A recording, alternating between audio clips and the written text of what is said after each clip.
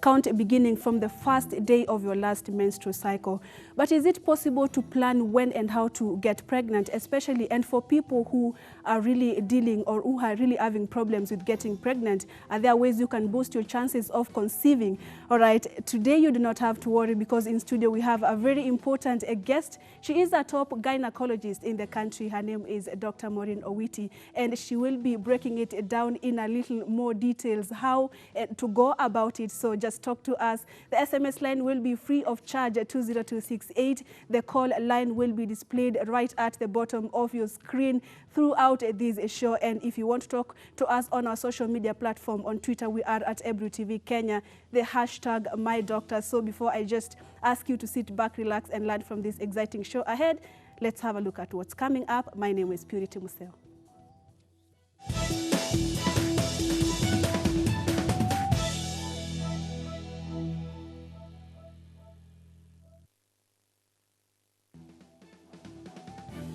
Well, that's a tricky one, but the first thing to say is people should conceive when they are very healthy. So people should look at their general health status, make sure they have, good weight for their height, and then keep themselves physically active. Then beyond that, they should be aware of their menstrual cycles, the women, because women with very regular periods usually would ovulate, release an egg every month. So that's important for them to know. And then the men should keep themselves healthy as well, keep themselves physically active, and avoid toxins like smoking, mirror, or excessive drinking, because that tends to interfere with sperm quality. Then beyond that, then regular sexual intercourse, we normally would say 2 or 3 times in a week, is enough to ensure that there's conception, quickly. There's this thing about, should people have intercourse closer to ovulation or just around that point? That can cause a lot of stress in relationships. And what would say is, regular intercourse twice or thrice in a week is good enough. And then we always recommend that women start taking the recommended pregnancy supplements. The key one is called folic acid, which has health benefits in terms of development of the baby, the brain and the spinal cord. So it's worthwhile taking that from the time that decision is made to try and conceive, and take that up to about the 3rd month of the pregnancy. And then if there's any delay in conceiving, most couples will conceive within a few months of trying. However, for whatever reason, sometimes there could be a delay. If there's any concern at all, it's taken 6 months, up to a year. Then if that concern starts to arise, then, and the background of regular periods, regular intercourse, then people should look for help when a full year has clocked up. And then, that will help work out, is there a delay for some reason, or is it, something innocuous and they're going to get pregnant, in a short time anyway. So for the majority, pregnancy will occur when people desire or even unexpectedly. And people who are young and healthy, there shouldn't be any reason for much concern.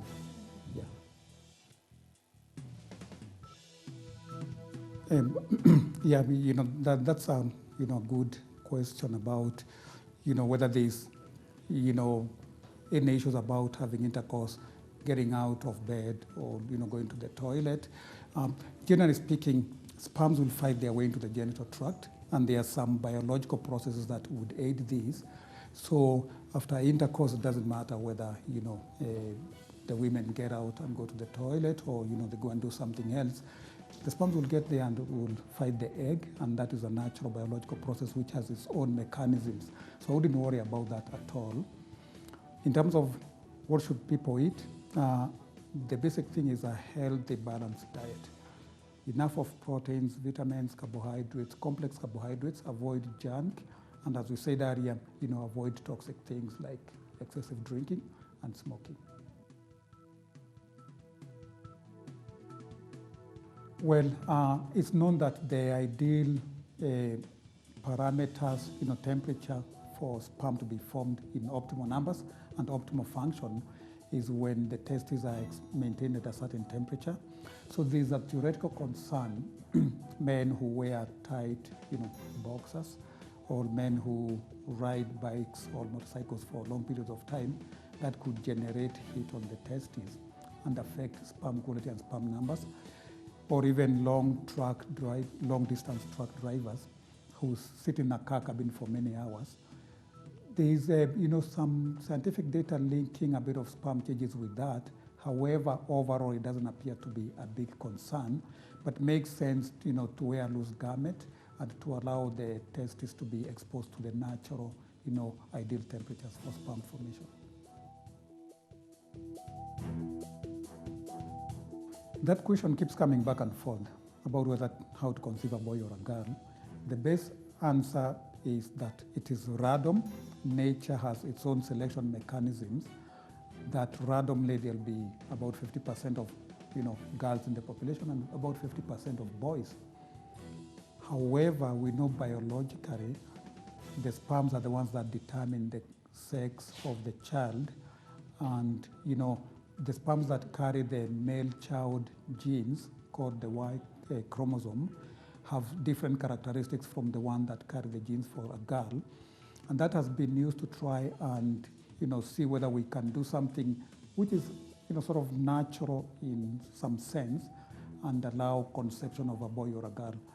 So short of intervening outside the body like we do in assisted conception, or what is called IVF, majority of the things that will be found on the internet, on apps or wherever, will get people to conceive what they are going to conceive anyway.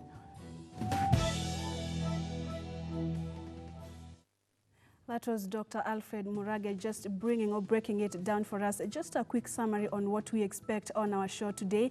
Remember, our topic of discussion today is how to conceive, and just talk to us. The SMS line will be free of charge at 20268, and the call line will be displayed right at the bottom of your screen. You can talk to us via our Twitter. We are at Ebru TV Kenya, and the hashtag will always be my doctor. And now it's time to welcome our very special guest, Dr. Maureen Owiti. Thank you so much for coming. Thank you so much for having me, Purity. Yes, always a pleasure to be with you. It's been a while. Yes. And our topic of discussion today is a little bit more controversial because there are so many issues that are related to how to conceive. Many women go even a mile of even getting the apps and all that. Before we even discuss what conception is, what are some of the stereotypes that surround conception, which as a doctor you believe are not true? One, I think the most common is everyone always asks us, how do you get a boy Or a girl. or how to get a girl? And there are people who market that if you do on certain days, drink certain concoctions and stuff like that, that you'll get either a boy or a girl. Scientifically, I don't think it's possible to decide. The only thing we know is that male sperm do travel faster than female sperm. So there's a theoretical conception that maybe if you are to conceive on the day of your ovulation, you may get a boy. Having had said that, there are more than 40 million sperm released. About 50% of them, that's 20 million, will be female sperm, and or those carrying the X chromosome, and the other 50% will be carrying the Y. Your guess is as good as mine. Okay, Yes. and why do we have so many apps guiding you on how to get a boy or a girl? Is there a way you can get a boy or a girl, or is this something that you can say it's genetic, or because when you look at some of the family settings, they have more boys, others have more girls? How does it happen? Which is what we're saying for us from a scientific basis.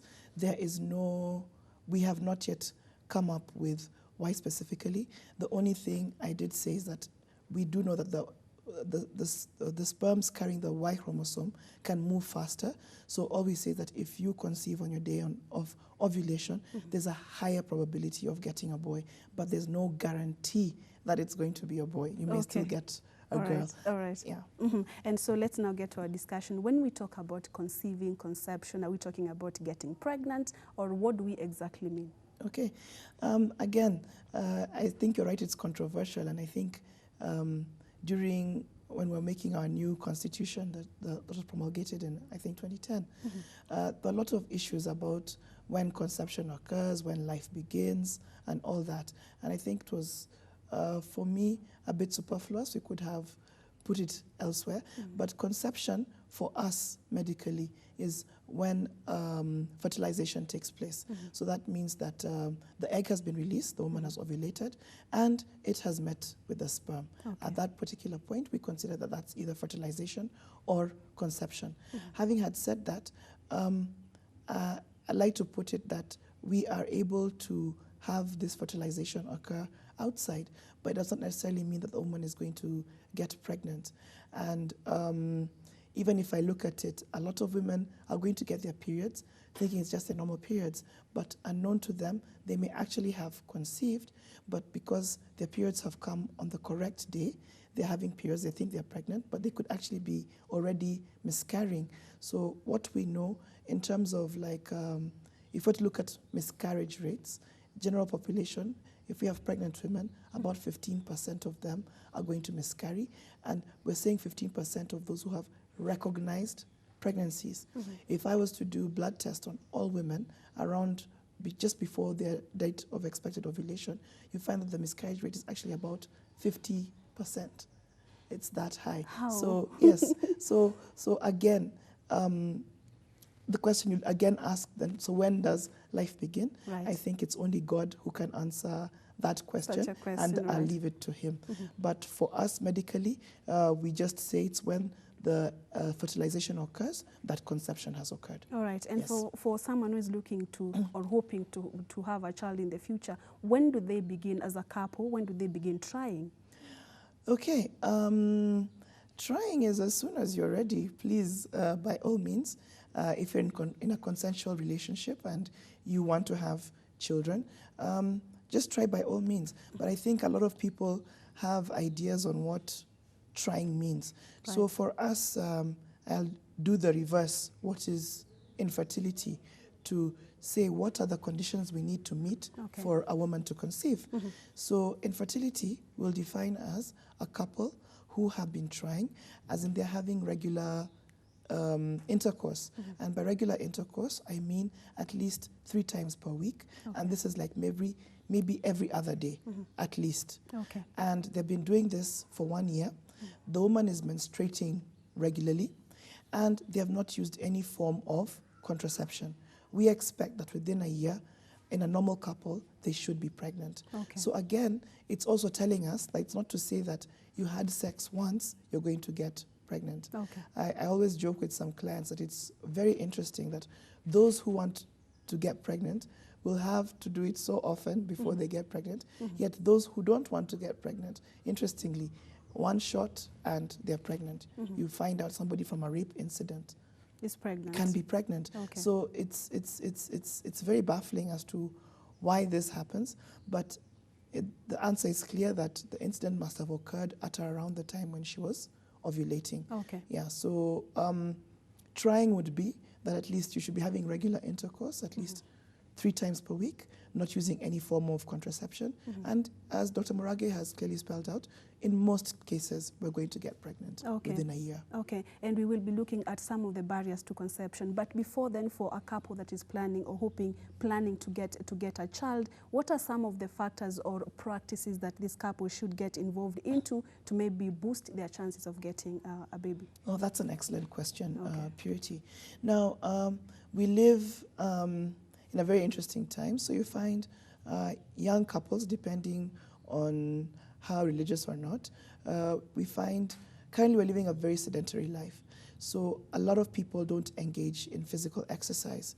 So exercise is fantastic for somebody who wants to conceive, because when you exercise, you're going to have oxygen thrown throughout your tissue. So you have very well oxygenated tissue.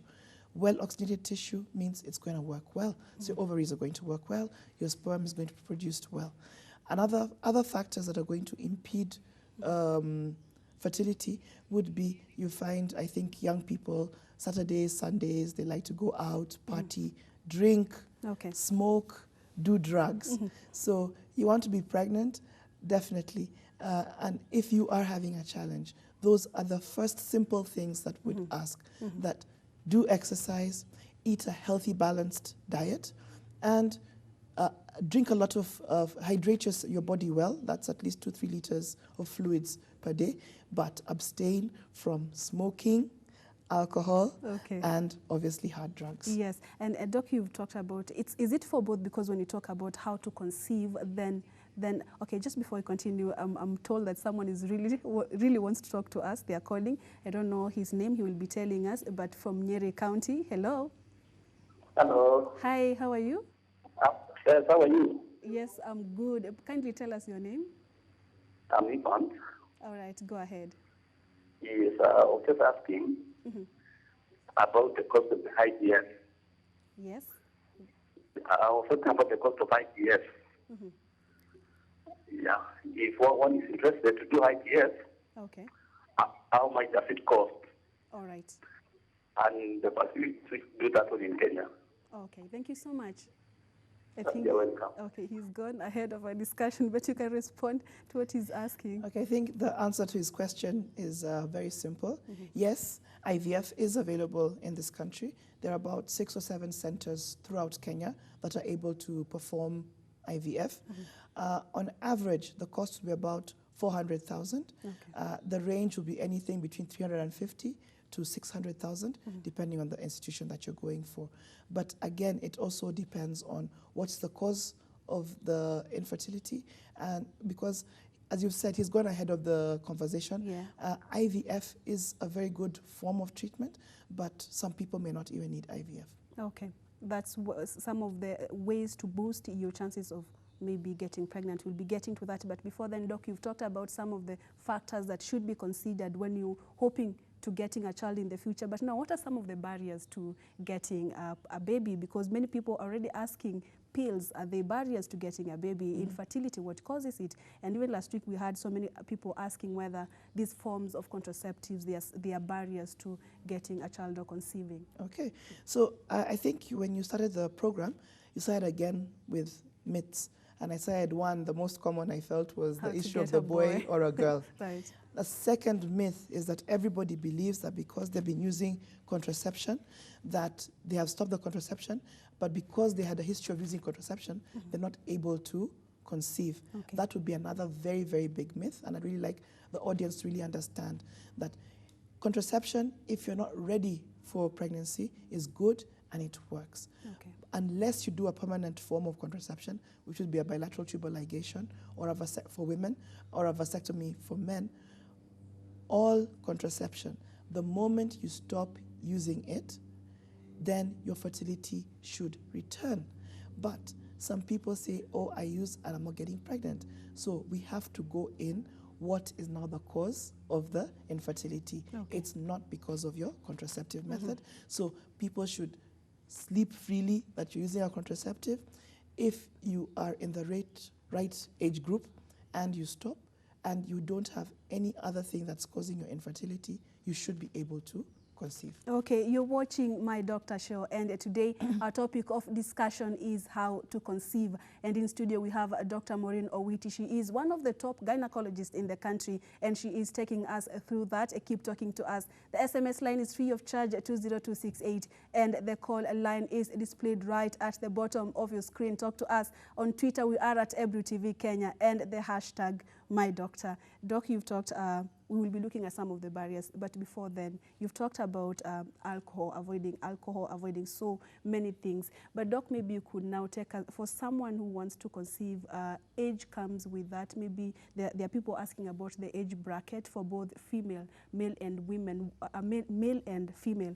At what age is a woman's body or even a man's body ready to get involved into conception? I'm liking the questions from your audience. They're really very nice questions, and I'm loving them. So that's also a fantastic question. I think in the question of fertility, men are luckier than women in that I think an example I give people, God rest his soul, late Minister Njenga Karume. I believe he died beyond his 80s and left a 3-year-old son. So meaning for men, their fertility can go on almost indefinitely until they leave the planet. It's just probably the capacity will not be as high, but there's the possibility. We women, however, are different. Our infertility is not infinite. Okay. Okay. Obviously, I think the youngest recorded pregnant woman was, I think, an 8-year-old girl Right. in one of the South American countries. However, I'm not advocating for 8-year-olds to be pregnant. We obviously would want adults. Adults, I believe, we consider anybody over the age of 18. Okay. Okay. So if we're talking about adults, that's a woman 18 and above who is ready to conceive. Our fertility will be very good and fairly stable till the magic age, and the magic number for women is 35. Okay. Okay? 35. So up to 35. So you find up to 35, if you have no other issues, like I've said, you must be regularly menstruating. So obviously, if you're under 35 and your periods come once in 6 months, you're not the same as somebody who has her periods every month. Right. Okay? So in a woman who's regularly menstruating, up to the age of 35, your fertility should be very, very good. But after the age of 35, unfortunately, our fertility plummets. Okay, And I'm using Doc, the can word, you hold that, no that problem. thought? There's someone who is calling us from Dagoretti. Esther, your concern. Hello, Esther. Hello. Hi, how are you today? Nzuri. Nilikuwa nauliza daktari. Sababu nilikuwa nimeambiwa niko na low line placenta. Okay. Nilikuwa nauliza, is it a must niende CS? Okay. Alafu kama mtu akizaa normal, what happened? Okay. Yeah. Thank you. Niko pregnant. But you've heard what she's asking, right? Should I answer in Kiswahili or English? Either way. Either way. Okay, asante sana Esther kwa maswali yako. Kama umeambiwa ni low lying placenta, inategemea mimba imefika miezi mingapi. Kama ni mwezi wa mwisho, then na inategemea imefika wapi, daktari wako atakuelezea. Kuna wanawake wachache tunawaruhusu kujifungua kawaida, lakini sana sana kama ni low lying placenta imefunika cervix, huwezi kuzaa normal. Asante. Okay. And she was asking what happens after delivery. Okay, what we have said is that for a low-lying placenta, what we call a placenta previa, we grade them on the severity and the location. So if you have, like, say, a grade 1 and it's anterior, such a patient can be allowed to have a normal delivery as long as they're not bleeding heavily. Okay. Okay. If you have a grade 2B and above, definitely we are not going to allow such a patient to have a normal placenta, a normal delivery. So I have not seen what her ultrasound is saying to give her a clear-cut answer, but I'm sure her doctor is advising her appropriately, so she should heed the advice of her doctor. All right. Yes. Okay, and before we go for a break, there was something you're talking about. We can conclude on that before we get that break. I think I was talking about the woman's age, Yes. and 35. So I've said after 35, our fertility rapidly declines. So you find by the age of 40, 45, and remembering that 45 is the age at which we expect women to go into menopause. All right. So obviously, if you've gone into menopause already, likelihood of you having a pregnancy is negligible. All right. I believe in the Bible.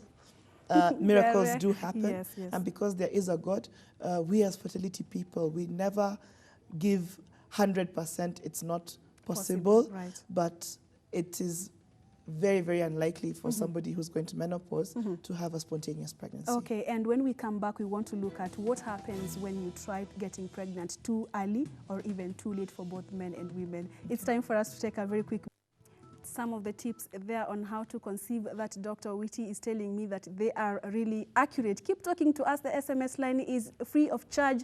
20268 is the number to text us or call us live through the number that is displayed right at the bottom of your screen. On Twitter, we are at Ebru TV Kenya, the hashtag #MyDoctor. Welcome back to this last part of My Doctor Show. I can see your questions quickly coming in. And before we get to how to test for pregnancy and after how many weeks can it be detected and whether these pregnancy test kits are usually accurate, let's have a look at some of the questions here. Someone is asking, hey, I'm Lucy from Limuru, and my question is, my baby is 1 month. What are some of the dangers of getting pregnant again? Please answer.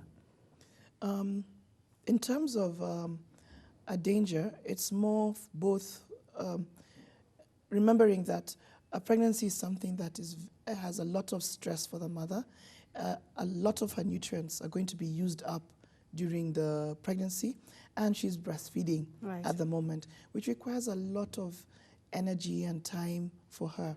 So in as much as I think, I remember when I was in primary school, we had families whereby they had a step ladder every year there was a child. It's not so much that you'll not be able to conceive. We just like to give the woman time to first bond with her current baby, and also just give her time to recover herself and her nutrients and everything. Yes, and Doc, today I'm going to disturb you a lot and cut you short because we have someone who is calling us. But we are coming back to talk more about the spacing, especially when you have another baby. We have Jacinta. I don't know whether we still have her online. Hello, Jacinta. Hello. Hey, how are you today? I'm fine. Okay, nilikuwa nauliza. Nauliza sasa. Okay. Sina shida ya kupata mimba, but nilipata mimba last time. Okay. Na nika miscarry na ilisababishwa na IBP. Okay. All right. Nilikuwa nauliza naweza jaribu tena kupata mimba ama naogopa maybe inaweza kuwa na hiyo shida in future. Okay. Thank you so much for your question. If I can, please. Okay. Considering that I'm 34. All right. Thank you very much, Jacinta, and I can really hear the concern in your voice and how worried you are. The answer is yes and no. I would say yes.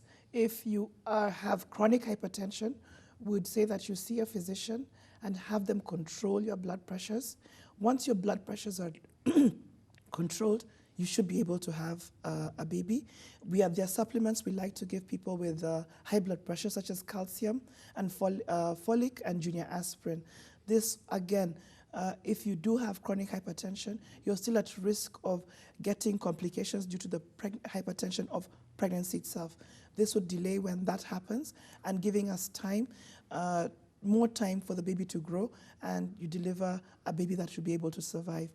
I would say no if you have hypertension and your blood pressures are not regulated. It would not be a good time for you to conceive. Okay. So what I'd advise, I'm not sure exactly what the issue is. If it was just pregnancy, hypertension because of the pregnancy, what we call preeclampsia, conceive, but before that, you should start the calcium, folic acid, and then at about 12 weeks or so, we may start junior aspirin as well. Okay, and Doc, she was also concerned about the age bracket. Remember, she said she's 34, yes. And you already talked about when you get to 35, then she's your still chances within. are low. She's still within.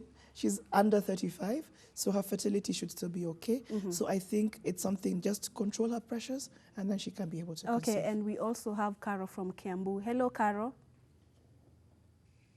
Okay, we've lost her. Maybe we can get back to the age bracket. It's really important, especially when it comes to spacing. You already have another child. When do you begin, or after how many? Because many believe it's after 2 years, after 1 year, after a few months. But from the expert's point of view, after how long of having another child do you maybe advise for someone to again think of yet trying? Currently, the figure that we're using is that we'd like a space of about 3 years, an interval of about 3 years from delivery to delivery. So meaning we'd say that you need like, excuse me, 2 years before you start to conceive. But again, some of these things we leave it to choice. I'm definitely not for step ladder of every year, but minimum, maybe until your baby is a year, and then you can consider trying to conceive. Okay. You talked about the age. In as much as I've said 35 is the magic number, I'd also like the audience to understand, I'm not saying that because you're 36, you cannot have a baby. Okay. Yeah, we're just saying your fertility is not as good as somebody who is, say, 24 years old. All right. Yeah. And just before we get to the pregnancy test, there's someone else, the issue of miscarriage is really coming up, really. It's a concern to many women. Someone was asking, I had a miscarriage at week 22, maybe should I try again after, and after how long? Again, 22, if I hear that's what we call a mid-trimester miscarriage, one of the most common causes could be cervical incompetence or some form of uterine abnormality. Right. So I just ask her to have a good evaluation. And yes, she should try again. She wants to have a baby. I'm one of those people who believe, try again, never say die. Me, I'm just Okay. one of those. I'm going to die fighting. All right. Yes. So just try again until she's successful. Yeah. Let's get another one. Hi, I'm Mercy from Kakamega. I was supposed to to have my periods on the 2nd of April, but I missed. So I went for a pregnancy test and the result was negative. What could be the problem? Again, it brings us back to the question on pregnancy test. When, after how many weeks should one go for this pregnancy test, and whether some of these methods are accurate, and which one do you recommend? Okay, if I look at the date today is the 11th of April, meaning it's just about 9 days from her missed period. So what I just advise her is probably like after 2 weeks. Pregnancy tests normally, if you're just doing a urine pregnancy test, 6 weeks, it should be positive. Most kids, I'm quite surprised because most kids nowadays, you find even at 5 weeks, they are turning positive. However, it also depends on what is her cycle length. Some people with a long cycle length, it may take longer for the test to be positive. Okay. So what I just asked her, probably she can repeat the test again next week. If she's very, very anxious and really wants to know, she can do a blood pregnancy test and we check the hormone levels, and that should be positive even before your missed period. Okay, Yes. let's actually talk about pregnancy test. How do you go about it? A pregnancy test is something very simple. It's just a urine test. So what they normally do is they have a strip and you urinate into a container and you dip the strip in and then you just put it and you wait for the change in color because it has like a meniscus. The urine is going to rise and go through and it's going to detect the pregnancy hormone in the urine. Okay. So normally the result can be negative. So in a negative test, you'll only see the control line being positive, but the test line is negative. Right. The test can be positive, so you're going to see 2 lines, both the control line and the test, both are going to be positive. And you have what we call indeterminate tests. An indeterminate test is when the control line is not showing. If you don't see the control line, you cannot read what the answer for that test is. But most tests, it's simple. 1 line, you're not pregnant. 2 lines, you're pregnant. Okay, and someone was asking how accurate are these tests? Again, it's really asking, what is the question you're answering?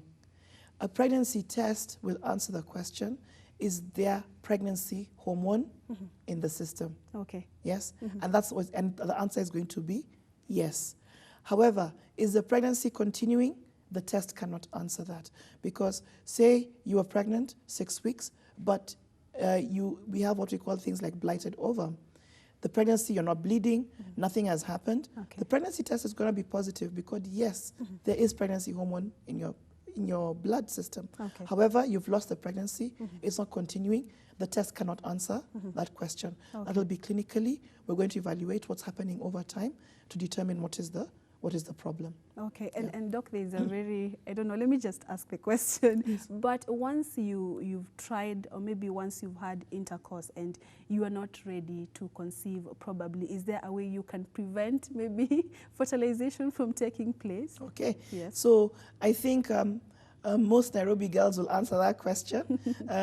Pharmacies are usually very busy on Friday and Saturday selling over-the-counter emergency contraception. Okay. So, however, if you're not ready to conceive and you are already in a relationship whereby you're engaging, please, we do have contraception and there are various forms from something as simple as a condom. You can utilize that to other more advanced techniques like the Mirenas or intrauterine contraceptive devices. You're not ready, we're available to assist you. And family planning counseling or contraception counseling is something you can get even in a health center. Our midwives are excellent and they do an awesome job in assisting women to space or not conceive until they're ready, excuse me. Yes, and just before we come back and talk, we want to talk about now what happens. We request that you take us through the journey. What happens the moment intercourse happens? I understand the journey starts at ovulation, so you will take us through ovulation, and we'll also be looking at some of the questions. But before then, let's have a look at some home remedies for conception.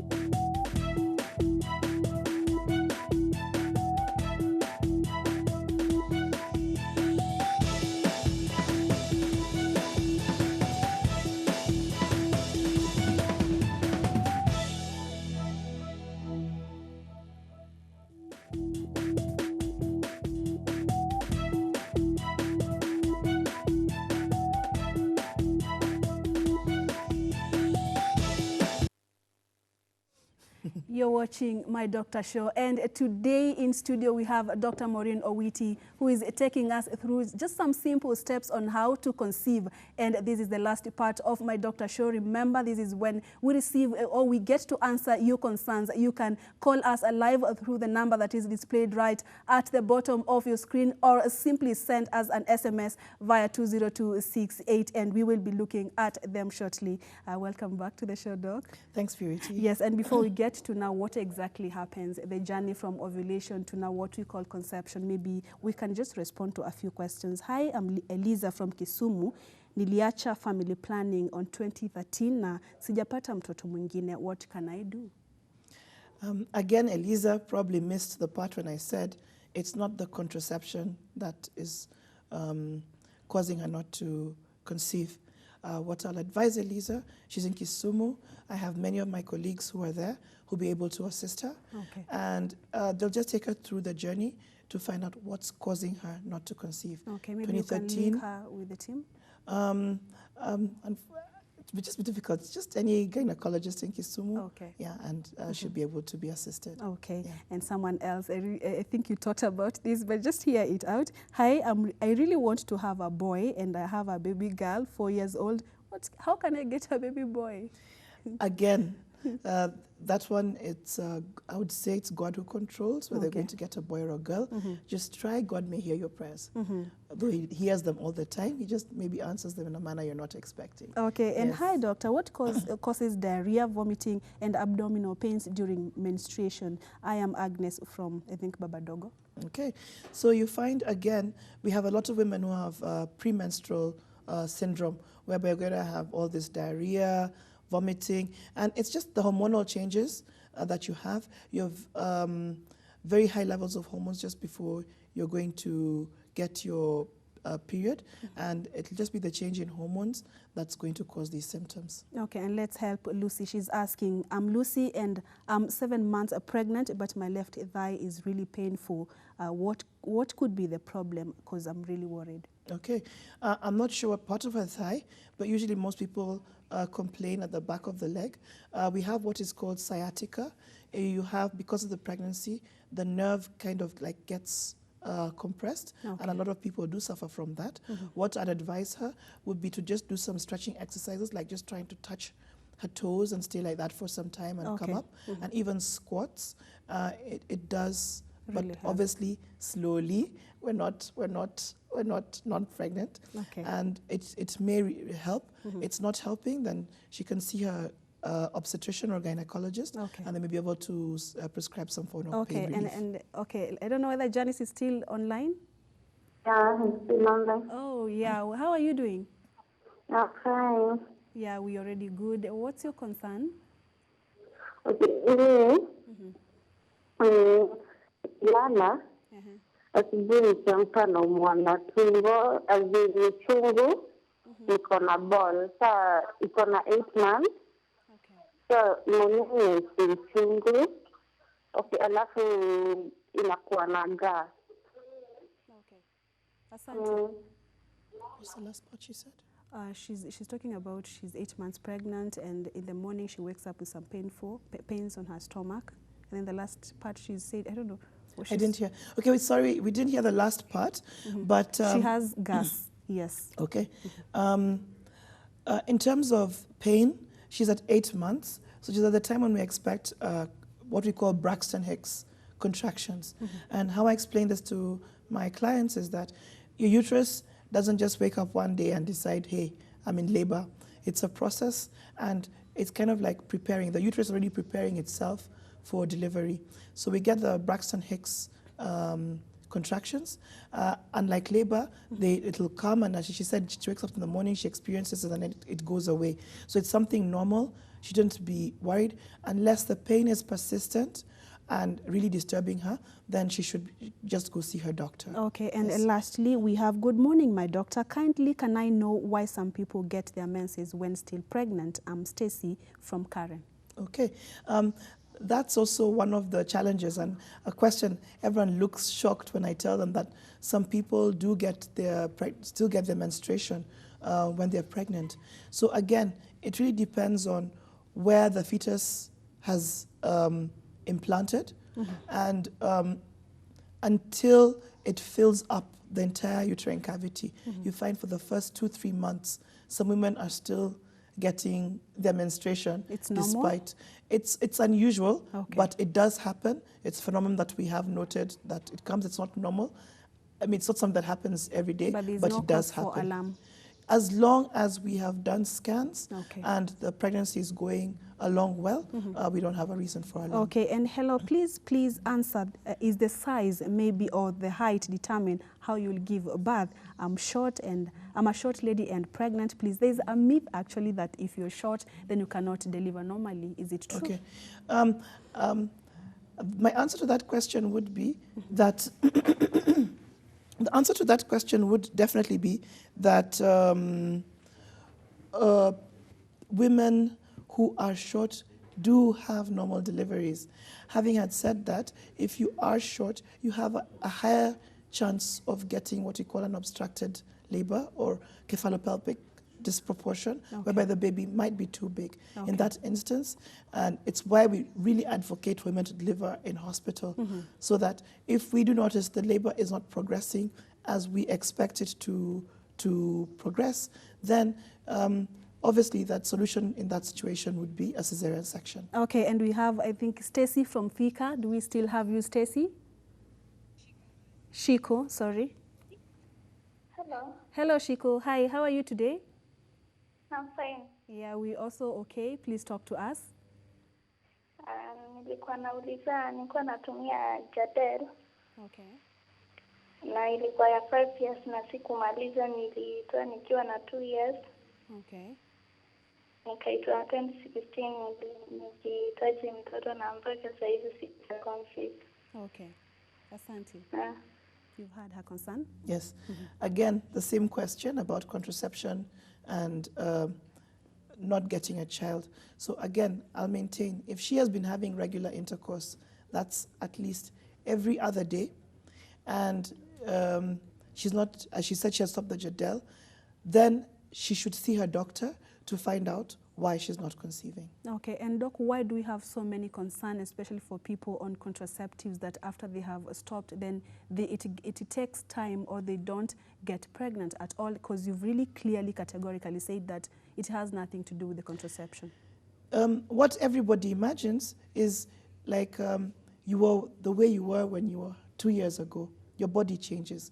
You may have had a pelvic infection, it has blocked your tubes. Your husband may have had an accident, I don't know. Your job has changed, your diet has changed, you're taking alcohol, you're doing so many different things. You have to really look at what's happening. So we have primary infertility. Those are people who have never, ever been pregnant. Okay. And we have secondary infertility. Secondary infertility is somebody who was pregnant in the past and now they're not able to conceive. Okay. Let's hear from Caro from Kiambu. Hello, Caro. Karen.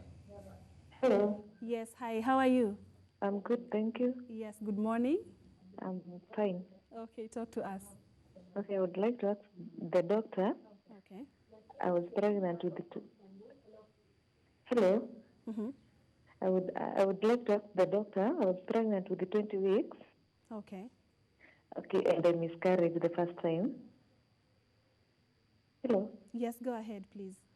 Okay, then the second one I miscarried with 22 weeks. That was last week. Okay. And I had McDonald's stitches. All right. And they started opening. Now I was asking what is wrong with me? Because they said for 6 months before I tried, and I was told that if I get McDonald's stitches, it's going to be well. And the only difference between the first one and the second one is only 2 weeks. Okay. What could be the problem? All right. Thank you so much for your concern. She's really worried. She's asking what could be wrong with me. Okay. I'm very sorry for your loss. And I think you were on the right track in terms of getting the McDonald's stitch, considering when you had the first miscarriage. Having had said that, the causes are many, and the first thing that would come to mind, would she have some form of uterine abnormality? So it would require further evaluation. Just talk to your doctor, and we'll see how we can be able to assist you. Okay, and lastly, someone is saying, very informative show, thank you so much. Can anything be done to someone who is considered barren? Okay. I don't like the word barren, right. and especially in this era when there's so much medicine can offer people. Again, anyone who has some form of subfertility or infertility, it would be to just get an evaluation. Okay. Because without knowing the cause, we're not able to tell the woman how we're going to be able to treat her in a conclusive manner. And time is not on our side. But before we wind up, please just highlight or give us some few tips on someone who is looking forward to having a baby, or someone who is a couple that is looking forward to getting a baby. Maybe a few tips on how to conceive, please, Doc. I think we all know how to conceive. Yes. Me, I just say, if you are ready, just enjoy being together. Have regular intercourse, and that will be at least every 3 times in a week. That's every other day. And if in a year nothing has happened, we're here to help you. Don't be afraid. Okay, and so much to talk about today, but that's all the time we had for the show. But remember, this show begins or continues the issue of, we promised that every Wednesday we will be talking matters pregnancy in a couple of months, and it continues next Wednesday. So, of course, we will be having a look at some of your concerns off air, and Dr. Witty is still here with us. She will be responding to them. Thank you so much for making time for this show today. Thank you so much. Yes, and we're looking forward to having you, because there are so many concerns, especially from women. That's all the time we had. Thank you so much for keeping us company, for your